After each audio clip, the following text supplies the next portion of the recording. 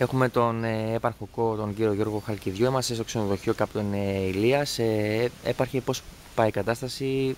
Θέλουμε να ρωτήσουμε αν ήδη έχουν ξεκινήσει και μένουν μέσα λαθρομετανάστες, ο χώρος αν έχει καθαριστεί ή αν έπεται και συνέχεια. Μέσα ο χώρος είναι καθαρός, έχουν έρθει ήδη οι πρώτοι μετανάστες και μένουν εδώ. Αυτό που θέλουμε να ξεκινήσουμε άμεσα είναι η περίφραξη όλου του χωραφιού, γιατί το ξενοδοχείο είναι μικρό και πρέπει να μπουν σκηνές γύρω, άρα θα γίνει μια περίφραξη, να καθαρίσει, περιμένω ένα μηχάνημα να καθαρίσει όλο το χωράφι, να γίνει και η περίφραξη, ώστε να μπορέσει να υποδεχτεί περισσότερους, γιατί το ξενοδοχείο είναι μικρό. Οπότε ήδη έχει ξεκινήσει και μένουν μέσα. Ναι, ήδη 2 μέρες είναι εδώ. Έχουν μείνει εδώ, το ξενοδοχείο είναι σε καλή κατάσταση μέσα.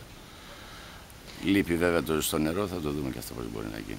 Πόσα άτομα μπορεί να φιλοξενήσει το ξενοδοχείο? Το ξενοδοχείο είναι 20 δωμάτια. Βγάλαμε τα κρεβάτια, οπότε με τα στρώματα μείνουν 5 άτομα, 6, οπότε 100 και είναι πάνω στα δωμάτια. Στα σαλόνια άλλοι 50-60, κάπου εκεί θα μείνουν μέσα. Οι υπόλοιποι πρέπει να βάλουμε σκηνές, γι' αυτό θέλω άμεσα να καθαρίσει το χωράφι όλο. Οπότε εδώ στον προαύλιο χώρο θα μπουν σκηνές. Εδώ και πίσω, πλάγια πίσω είναι μεγάλο το χωράφι, είναι πάρα πολύ μεγάλο.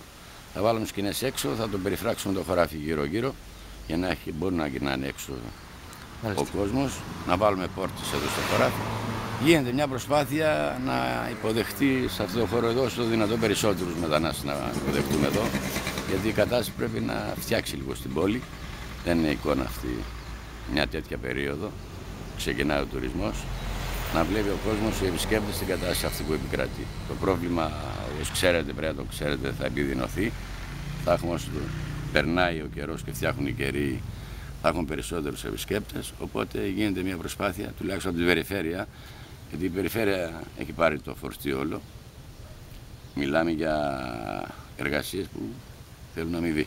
Εθελοντές υπάρχουν, αλλά είναι κάποιες εργασίες, έχουμε επιφορτιστεί εμείς να βρούμε λύσεις, να υποδεχτούμε όλο αυτόν τον κόσμο. Να είναι σε κάποιες πιο ανθρώπινες συνθήκες, γιατί εκεί που διαμένουν στην αστυνομία κάτω, οι συνθήκες δεν είναι καθόλου καλές. Και από θέμα υγιεινής και δεν έχουν χώρο να κοιμηθούν, κοιμούνται έξω στο υπαίθριο. Όλα αυτά λοιπόν κάνουμε μια προσπάθεια να τα βελτιώσουμε και να αποδεχτούμε όσο μπορούμε περισσότερο κόσμο εδώ.